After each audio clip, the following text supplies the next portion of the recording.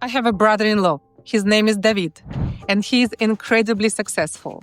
But what stands out the most about him is his unique hobby, one that speaks volumes about leadership. His story got me thinking about a topic I believe is essential for anyone aspiring to become a true leader. How does the experience of being led shape your leadership skills?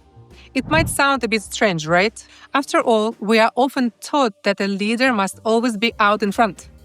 But let me ask you a simple question. Can you sell apples if you don't know anything about them? The answer is technically yes, you can.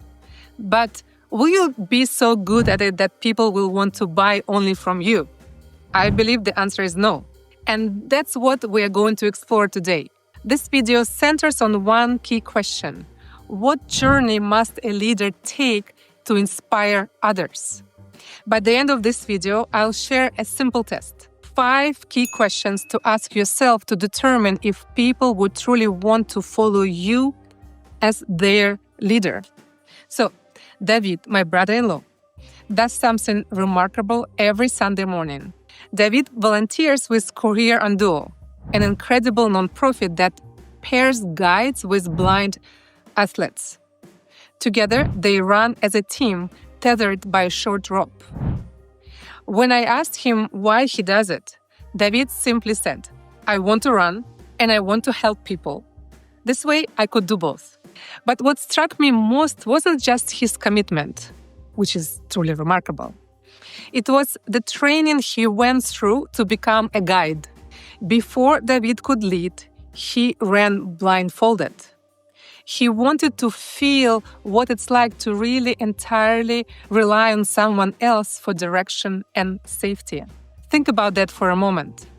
Leading someone who cannot see isn't just about being strong or fast, it's about listening to their unspoken cues, their breathing, their movements. It's about following their rhythm and understanding their needs. David's story taught me something profound. To lead, you must first learn how to follow. Many people overlook this vital step. They rush to lead. Universities teach us how to manage teams, inspire others, and make decisions. But they rarely emphasize the importance of understanding what it means to follow first. Think about it. How often do we encounter a difficult boss who seems out of touch with their team's realities? Maybe their approach would be different if they had once experienced what it feels like to be in their team's shoes. David's experience reminded me of my own journey in tango. When I first started leading on the dance floor, I struggled. It wasn't until I learned to follow that everything changed for me. Following taught me how to trust, how to tune into my partner's movements, and how to create harmony. That lesson became a cornerstone not only in dance, but also in my approach to leadership. In fact, I often host workshops to help people build deep connections through leadership. I remember one participant who broke down in tears during a trust exercise. She realized for the first time how much control she held onto and how freeing it was to let someone else take the lead.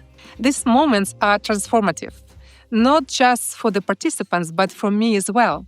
So, what can a leader learn about themselves by trusting others to take the lead? Here's one thing I've learned. Following teaches humility. It shows you what it feels like to rely on someone else, to let go of control, and to focus on connection. This builds empathy, the kind of empathy that great leaders are known for. David also shared something that stayed with me. There is a shortage of volunteers. There are always blind runners waiting for the guides. His story reminds me that great leadership, whether on a running path, the dance floor, or in business, is about stepping up to serve. It's about saying, "Let me guide you. I've been where you are, and I'll lead you with care." Now, let me share a simple test to help you determine if you're ready to lead. Ask yourself these 5 questions. Can I listen without interrupting? Do I trust others to bring their best ideas to the table?